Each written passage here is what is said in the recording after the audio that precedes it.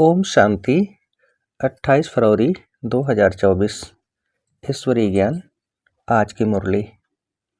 मीठे बच्चे, भारतवासियों को सिद्ध कर बताओ कि शिव जयंती ही गीता जयंती है। गीता से फिर होती है श्री कृष्ण जयंती। प्रश्न: किसी भी धर्म की स्थापना का मुख्य आधार क्या है? धर्म स्थापक कौन सा कार्य नहीं करते जो बाप करते हैं? उत्तर: किसी भी धर्म की स्थापना के लिए पवित्रता का बल चाहिए। सभी धर्म पवित्रता के बल से स्थापन हुए, लेकिन कोई भी धर्म स्थापक किसी को पावन नहीं बनाते, क्योंकि जब धर्म स्थापन होते हैं तब माया का राज्य है। सबको पतित बनना ही है। पतितों को पावन बनाना यह बाप का ही काम है। वही पावन बनने की श्रीमत देते हैं। गीत: इस पाप की दुनिया से। ओम शांति। अब बच्चों ने समझ लिया है कि पाप की दुनिया किसको और पुण्य की दुनिया अथवा पावन दुनिया किसको कहा जाता है। वास्तव में पाप की दुनिया यह भारत ही है, और भारत ही फिर पुण्य की दुनिया स्वर्ग बनता है। भारत ही बहिष्ठ था, भारत ही दोजक बना है, क्योंकि काम चिता पर जलते रहते हैं। वहाँ काम चिता पर कोई जलता नहीं, वहाँ काम चिता है ही नहीं। ऐसे भी नहीं कहेंगे कि सतयुग में काम चिता है। यह समझने की बातें हैं ना। पहले पहले प्रश्न उठता है, भारत जो पतित दुखी है, सो वही भारत पावन सुखी था जरूर। कहते भी हैं आदि सनातन हिंदू धर्म था। अब आदि सनातन किसको कहा जाता है? आदि माना क्या और सनातन माना क्या? आदि माना सतयुग। तो सतयुग में कौन थे? यह तो सबको मालूम है कि लक्ष्मी नारायण थे। जरूर वे भी किसकी संतान होंगे जो फिर सतयुग के मालिक बने। सतयुग स्थापन करने वाला था परमपिता परमात्मा, उनकी संतान थे। परंतु इस समय अपने को उनकी संतान नहीं समझते। अगर संतान समझते तो बाप को जानते, बाप को तो जानते ही नहीं। अब हिंदू धर्म तो गीता में है नहीं। गीता में तो भारत नाम पड़ा है, वह कहलाते हैं हिंदू महासभा। अब श्रीमद् भगवत गीता है सर्वशास्त्रमयी शिरोमणि। गीता जयंती भी मनाई जाती है, शिव जयंती भी मनाई जाती है। अब शिव जयंती कब हुई है यह भी मालूम होना चाहिए। फिर है श्री कृष्ण जयंती। अभी तुम बच्चे जान चुके हो कि शिव जयंती के बाद है गीता जयंती, गीता जयंती के बाद है श्री कृष्ण जयंती। गीता जयंती से ही देवी देवता धर्म की स्थापना होती है। फिर गीता जयंती के साथ महाभारत का भी कनेक्शन है। उसमें फिर आती है युद्ध की बात। दिखाते हैं युद्ध के मैदान में 3 सेनाएं थी, यादव, कौरव और पांडव। यादव मूसल निकालते हैं, वहाँ शराब पिया और मूसल निकाले। तुम जानते हो अभी बरोबर मूसल भी निकल रहे हैं। वह भी अपने कुल का विनाश करने एक दूसरे को धमकी दे रहे हैं। सब क्रिश्चियन लोग हैं। वही यूरोपवासी यादव ठहरे तो एक है उन्हों की सभा, उनका विनाश हुआ, आपस में लड़ मरे। उसमें सारा यूरोप आ गया। उसमें इस्लामी, बौद्धि, क्रिश्चियन सब आ जाते हैं। यहाँ फिर है कौरव और पांडव। कौरव भी विनाश को प्राप्त हुए और विजय पांडवों की हुई। अब प्रश्न उठता है, गीता का भगवान कौन? जिसने सहज योग और सहज ज्ञान सिखलाकर राजाओं का राजा बनाया अथवा पावन दुनिया स्थापन की। क्या श्री कृष्ण आया? कौरव तो कलयुग में थे। कौरव पांडवों के समय श्री कृष्ण कैसे आ सकता? श्री कृष्ण जयंती मनाते हैं। सतयुग आदि में 16 कला, श्री कृष्ण के बाद फिर त्रेता में 14 कला राम की। श्री कृष्ण तो प्रिंस का भी प्रिंस है। भिखारी प्रिंस लोग श्री कृष्ण को पूजते हैं क्योंकि जानते हैं वह सतयुग का 16 कला संपूर्ण प्रिंस था। हम भिखारी हैं। जरूर प्रिंस लोग भी ऐसे कहेंगे ना। अब फिर शिव जयंती भी है। मंदिर भी बड़े से बड़ा उनका ही बना हुआ है। वह है निराकार शिव का मंदिर। उनको ही परमपिता परमात्मा कहेंगे। ब्रह्मा विष्णु शंकर भी देवता ही ठहरे। शिव जयंती भारत में ही मनाई जाती है। अब देखो शिव जयंती आने वाली है। सिद्ध कर समझाना है। शिव को ही कहा जाता है ज्ञान का सागर, अर्थात सृष्टि को पावन करने वाला परमपिता परमात्मा। गांधी भी गाते थे, श्री कृष्ण का नाम नहीं लेते थे। अब प्रश्न उठता है, शिव जयंती सो गीता जयंती या श्री कृष्ण जयंती सो गीता जयंती? अब श्री कृष्ण जयंती तो सतयुग में कहेंगे। शिव की जयंती कब हुई थी किसको पता नहीं। शिव तो है निराकार परमपिता परमात्मा। उसने सृष्टि रची संगम पर। सतयुग में था श्री कृष्ण का राज्य, तो जरूर पहले शिव जयंती होगी। बच्चे जो ब्राह्मण कुलभूषण सर्विस में तत्पर रहते हैं, उन्हों को यह बातें बुद्धि में लानी है कि भारतवासियों को कैसे सिद्ध कर बताए कि शिव जयंती सो गीता जयंती। फिर गीता से होती है श्री कृष्ण जयंती अथवा राजाओं के राजा की जयंती। श्री कृष्ण है पावन दुनिया का राजा। वहाँ तो है राजाई। वहाँ श्री कृष्ण ने जन्म लेकर गीता तो गाई नहीं, और सतयुग में महाभारत लड़ाई आदि तो हो नहीं सकती। वह जरूर संगम पर हुई होगी।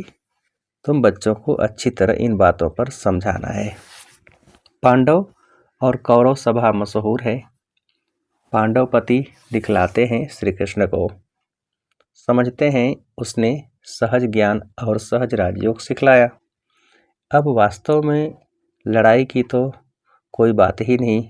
विजय पांडवों की हुई है, जिन्हों को परमपिता परमात्मा ने सहज राजयोग सिखाया। वही 21 जन्म सूर्यवंशी चंद्रवंशी बन गए। तो पहले समझाना है हिंदू महासभा वालों को। सभाएं तो और भी हैं, लोकसभा, राज्यसभा। यह हिंदू सभा है मुख्य। जैसे 3 सेनाएं गाई हुई है ना, यादव, कौरव और पांडव, और यह हुए भी संगम पर। अभी सतयुग की स्थापना हो रही है। श्री कृष्ण के जन्म की तैयारी हो रही है। गीता जरूर संगम पर ही गाई है। अब संगम पर किसको लाएं? श्री कृष्ण तो आ न सके। उनको क्या पड़ी है जो पावन दुनिया छोड़ पतित दुनिया में आए? और श्री कृष्ण तो है भी नहीं, तुम जानते हो। अब वह 84वें जन्म में है। कई लोग फिर समझते हैं श्री कृष्ण हाजिरा हजूर है, सर्वव्यापी है। श्री कृष्ण के भक्त कहेंगे यह सब कृष्ण ही कृष्ण हैं। श्री कृष्ण ने यह सब रूप धरे हैं। राधे पंथी होंगे, वह फिर कहेंगे राधे ही राधे। हम भी राधे, तुम भी राधे। अनेक मतें निकल पड़ी हैं। कोई कहे ईश्वर सर्वव्यापी, कोई कहे श्री कृष्ण सर्वव्यापी, कोई कहे राधे सर्वव्यापी। अब बाप तुम बच्चों को समझाते हैं। वह बाप वर्ल्ड ऑलमाइटी अथॉरिटी है। तो अब तुम बच्चों को भी अथॉरिटी दे रहे हैं कि कैसे इन सबको समझाएं। हिंदू महासभा वालों को समझाओ, वह इन बातों को समझ सकेंगे। वह अपने को रिलीजियस माइंडेड मानते हैं। गवर्नमेंट तो कोई धर्म को मानती नहीं, वह खुद ही मूझ गए हैं। शिव परमात्मा है निराकार ज्ञान सागर, और कोई को ज्ञान का सागर कह नहीं सकते। वह जब सम्मुख आकर ज्ञान दे तब राजाई स्थापन हो, फिर तो बस राजाई स्थापन हो गई। फिर सम्मुख तब आए जब राजाई गंवाओ। तो तुमको सिद्ध करना है कि शिव परमात्मा है निराकार ज्ञान सागर। शिव जयंती सो गीता जयंती, इस पर नाटक बनाने हैं जो मनुष्यों की बुद्धि से श्री कृष्ण की बात निकल जाए। निराकार शिव परमात्मा को ही पतित पावन कहा जाता है। शास्त्र आदि जो भी बने हैं वह सब मनुष्यों ने बनाए हैं। बाबा का शास्त्र तो कोई है नहीं। बाप कहते हैं, मैं सम्मुख आकर तुम बच्चों को बेगर टू प्रिंस बनाता हूँ और फिर मैं चला जाता हूँ। यह नॉलेज मैं ही सम्मुख सुना सकता हूँ। वह गीता सुनाने वाले भल गीता सुनाते हैं, परंतु वहाँ भगवान सम्मुख तो है नहीं। कहते हैं गीता का भगवान सम्मुख था जो स्वर्ग बनाकर चला गया। तो क्या वह गीता सुनने से कोई मनुष्य स्वर्गवासी हो सकता है? मरने समय भी मनुष्यों को गीता सुनाते हैं और कोई शास्त्र नहीं सुनाते हैं। समझते हैं गीता से स्वर्ग की स्थापना हुई है, इसलिए गीता ही सुनाते हैं।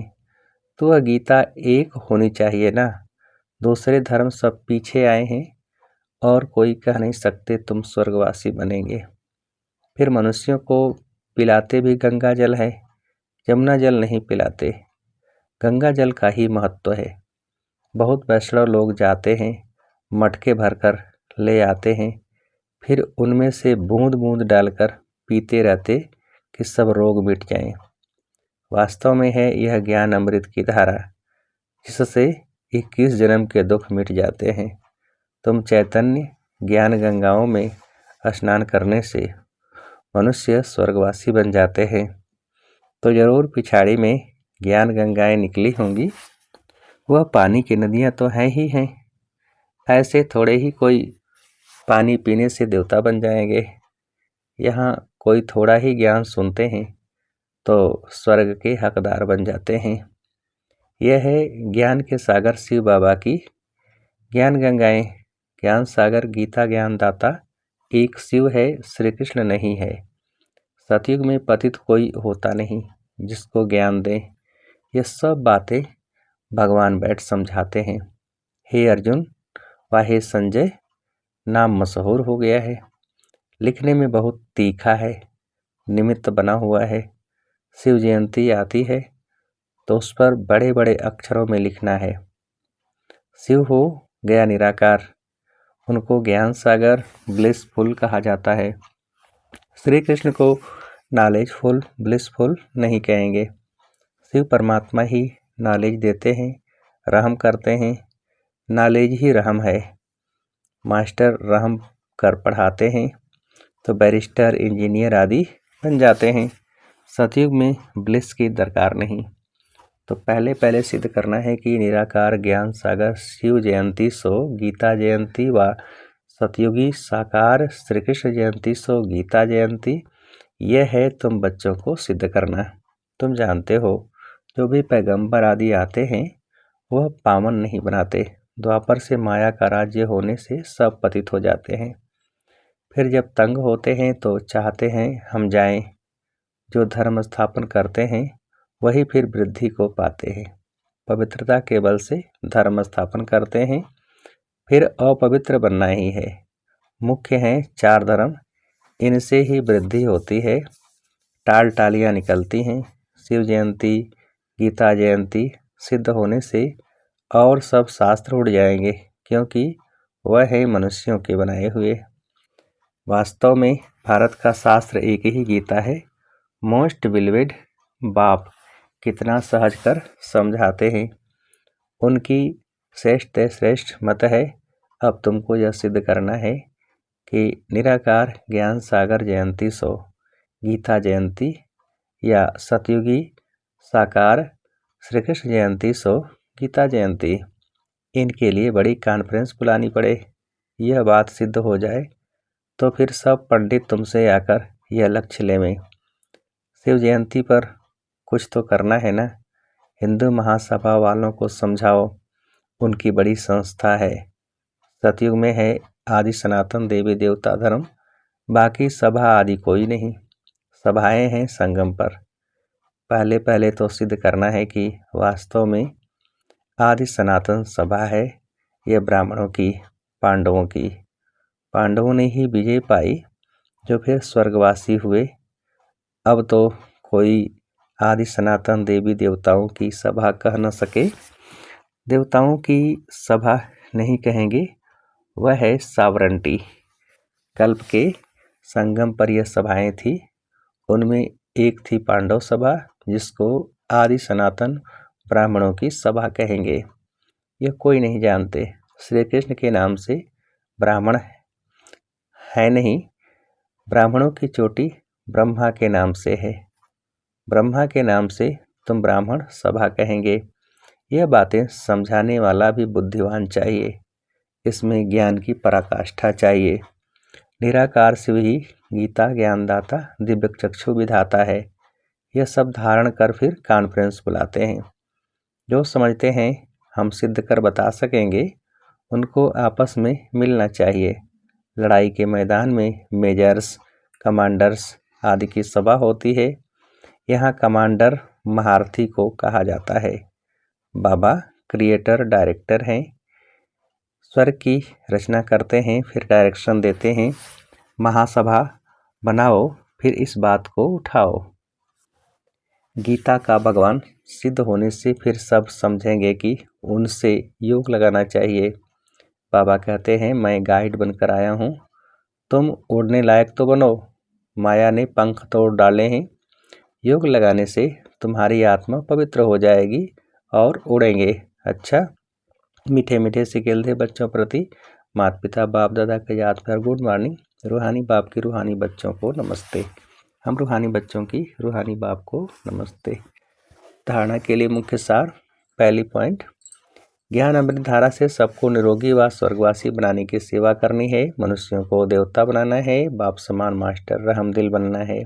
दूसरी पॉइंट, ज्ञान की पराकाष्ठा से बुद्धिमान बन शिव जयंती पर सिद्ध करना है कि शिव जयंती ही गीता जयंती है। गीता ज्ञान से ही श्री कृष्ण का जन्म होता है। वरदान, दिनचर्या के हर कर्म में यथार्थ और योग युक्त चलने वाले पूज्य पवित्र आत्मा भव। विस्तार, पूज्य पवित्र आत्मा की निशानी है। उनका हर संकल्प, बोल, कर्म और स्वप्न यथार्थ अर्थात युक्त होगा। हर संकल्प में अर्थ होगा। ऐसे नहीं कि ऐसे ही बोल दिया, निकल गया, कर लिया, हो गया। पवित्र आत्मा सदा दिनचर्या के हर कर्म में यथार्थ युक्त रहती है। इसलिए पूजा भी उनके हर कर्म की होती है, अर्थात पूरे दिनचर्या की होती है। उठने से लेकर सोने तक भिन्न भिन्न कर्म के दर्शन होते हैं। स्लोगन, सूर्यवंशी बनना है तो सदा विजयी और एक रस स्थिति बनाओ। सूर्यवंशी बनना है तो सदा विजयी और एक रस स्थिति बनाओ। अच्छा, ओम शांति।